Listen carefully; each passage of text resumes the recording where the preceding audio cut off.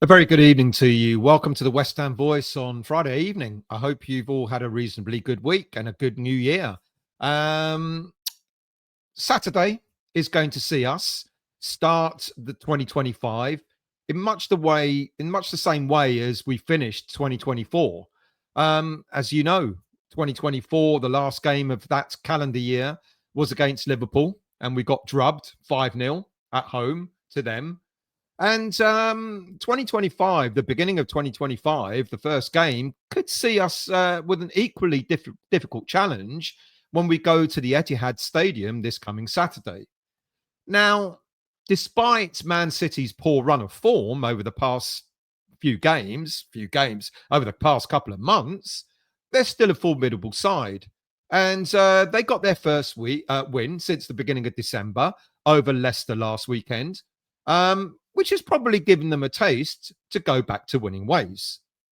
Now, if you're new to this channel, please do consider becoming a subscriber of this channel if you like the content. And whether you're new or existing subscriber, please do hit the like button, which helps to elevate the channel. So over the past few months, as I've said, Man City have lost to teams such as Bournemouth and Brighton, who we got decent draws against recently. But they've also been held to draws, Man City, against the likes of Crystal Palace and Everton. So if we go at this game in the right sort of way, in the right sort of manner, then why not West Ham United trying to get something out of this game as well? Pep Guardiola has got his issues with selections. You know, he's got the likes of Ruben Diaz, John Stones, Matthias Nunes, and Edison, all joining Rodri and Oscar Bob on the sidelines from various injuries.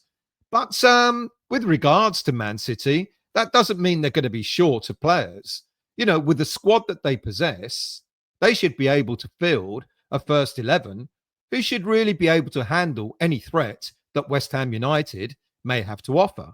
I mean, they still could put a front line out, which includes the likes of Foden, De Bruyne, Silva, Savio, Haaland. Savio and Haaland, for example, were the two players that got their goals against Leicester last weekend. And in addition, they've got other players that they can utilise, such as Jack Grealish, Jeremy Doku, Ilkay Gundogan, James McAtee, and so on. And another player that they may be able to use from the bench and is familiar to West Ham United is ex-academy player Divin Mbama, who I think was on the bench for the first time last weekend against Leicester. He didn't get any game time, but it's interesting that he got on the bench itself. Could it be that if Man City are beating us by a handsome margin, Pep might rub our noses in it and give Mbama his Man City debut from the bench? Look, we know what to expect from Guardiola and the Manchester City side. They're going to dominate possession. They're going to camp outside our 18-yard box, and they will pass the ball to death, waiting patiently for their opportunity to exploit our weak areas. And what they'll try and do is that they'll thread that perfect ball through to someone like Haaland to make an attempt on goal. They will 100% focus on our fullbacks, as well as utilising players like Haaland to split our central defenders in order to allow other attacking players to break through into space. Now, not only does our defence have to be solid, but our midfielders are also going to have to do their fair share of defending against Man City on Saturday. And here, for me, is what concerns me. Not only has our defence been shaky all season, it's also not been afforded any real protection from our midfielders, which makes it more difficult for us to pick up players and close them down as they run through. And I don't know if there's going to be any difference on Saturday itself. Look, we know that we're going to be without Jared Bowen. We're also without long-term absentee Antonio, who returned home earlier this week from hospital. Bowen is going to be missing for around 2 months because of a fractured bone in his foot. If he comes back any sooner, I think that's a massive bonus for us. There are a number of things that I'm desperate for Julen Lopetegui not to do when he picks his side, when he decides on tactics and formation against Man City at the weekend. I don't want him messing around or experimenting with the side in the hope that it might spring some kind of surprise against Man City. If you recall back against Chelsea at home, and when we played them, when we lost 3-0, Lopetegui decided to use Alvarez as a makeshift centre back in a back three formation, which was disastrous and left us fully exposed. He did it again last weekend in our home game against Liverpool, where, for whatever reason, he decided to play Emerson as an attacking left-sided midfielder, yet again benching Crescencio Summerville, and he brought Soufal back into the fold as right back and decided to use Wan-Bissaka as left back. Now, in fairness, as I've said a few times before, Wan-Bissaka as left back looked all right when he's played there. But bringing Soufal back in, for me, it is a concern. Look, I guess I'm trying to understand Lopetegui's logic from last weekend by trying to shore up the defense, playing many defenders in the side. But by half time, we were already 3-0 down through that system. If Lopetegui experiments like that against Manchester City, then regrettably, I can foresee another humiliating defeat. Now, as they say, attack is the best form of defense. And I hope Lopetegui has studied how other teams have set up against Man City and tried to emulate some of their tactics. Now, I'm in no way suggesting that we should be going out there to try and attack Man City, thus exposing ourselves to their ingenuity and counter-attack. But what I do want to see is a side and tactics used that will go out against Man City and give them a game. What frustrated me so much against Liverpool last weekend was not the defeat itself, but it was the way that we set ourselves up. It was damage limitation from the first minute. But included in that, the setup gave us no effort, no endeavour, no outlet, and players, of course, have got to be blamed for that as well. But there was nothing for us in the Liverpool game to give us a chance of being in the game itself. And this is what I fear might happen against Man City this coming weekend. With Premier League rules, we know that Fabianski will miss out on this game, so Areola will keep his place. But just how sorry must you feel for Areola coming in first against Liverpool and now against Man City? Look, for me, I actually want to see Areola back in goal in Premier League games. All right, he was at fault for the third goal against Liverpool, but just like Fabianski has done, he's pulled off some decent saves. He pulled off some decent saves to keep us in that game. Well, if you think 5-0 defeat is keeping us in the game, all right, it wasn't 7 or 8-0 that many people have suggested. With the FA Cup coming up against Aston Villa, I'd like to see Fabianski be reinstated as our Cup goalie and Areola as our Premier League goalie. Now, I know you guys have got other thoughts on that, but that's what I like to see.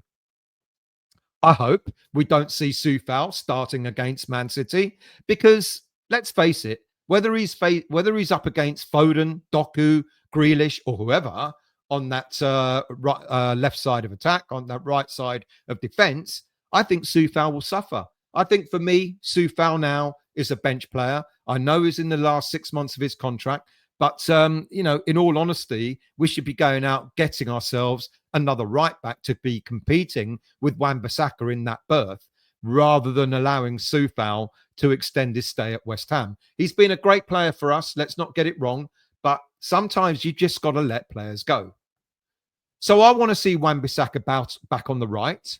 I think Todibo showed enough decent level against Liverpool when he came on to partner Kilman in central defence.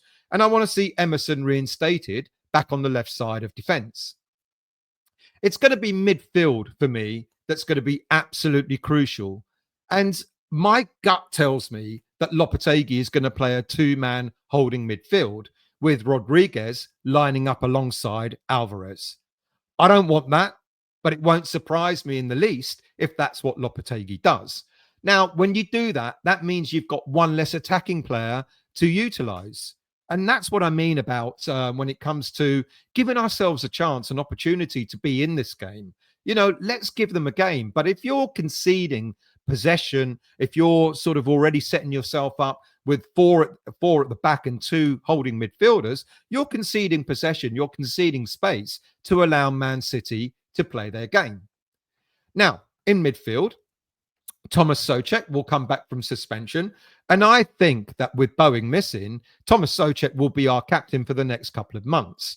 I can't see Lucas Paquetá keeping his place. Again, he was showboating last week, wasn't really sort of playing serious football as far as I'm concerned. And with Soler coming back, I think it would be Soler that lines up alongside Souček. And that then only leaves, if you've got a 4-2-2, that only leaves then two more players lining up. Now, Kudus will undoubtedly take his place in the lineup. And then what else? I think what's going to happen is I think we're likely to see Soler going out on the left again, which means Crescencio Summerville will again be benched in this game. Now, I think that's just really unfortunate for Summerville. It seems that Lopetegui just doesn't fancy him. And as I've said, we seem to have another scenario with what we had under Moyes when he didn't fancy Benrahma in the side. And it looks as if Lopetegui is doing the same with Summerville.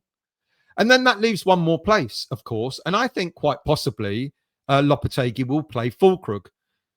Whether you think Füllkrug is the right player or not to lead this lineup, I don't know. So let's just confirm. Look, what I would want to see is this. Areola in goal, because Fabianski will miss out because of the head injury rule. I want to see a back four of Wan-Bissaka, Todibo, Kilman, and Emerson. I want to see my midfield three be Souček, Soler, and Alvarez. I don't want to see a holding midfield two. And what if Lopetegui wants to experiment? He could put Luis Guilherme out on the right, Summerville on the left, and play Kudus in that false number 9 role. Now, that would be an element of surprise that Man City will not be expecting. I think Guilherme did okay when he came on against Liverpool last weekend. I want to see more of him. Now, you could maybe take Guilherme out that firing line. Okay, if you do, then put Kudus on the right and play Füllkrug as our front man. But what I don't want to see, Summerville drop from this team. But this is what I think Lopetegui will do. He'll go with Areola, the back four again the same, of Wan-Bissaka, Todibo, Kilman, and Emerson. I think he's going to go with that two in the middle, that holding midfield two of Alvarez and Rodriguez.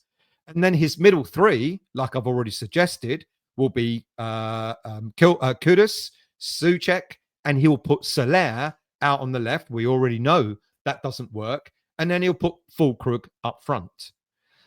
Look, I think what we need in this game is we need to go out there and show that we're capable of competing against the bigger teams. We can't just save our games, our better games, well, some better games, against mid-table teams and lower-table teams.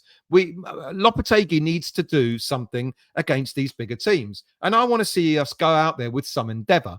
I'm travelling up there tomorrow with all the weather conditions, etc. Hopefully the trains won't be cancelled. And I think, with the rest of the West Ham fans that are going up there, we want to see a West Ham United competing in games like this. We're not just going up there to make up the numbers in the Premier League.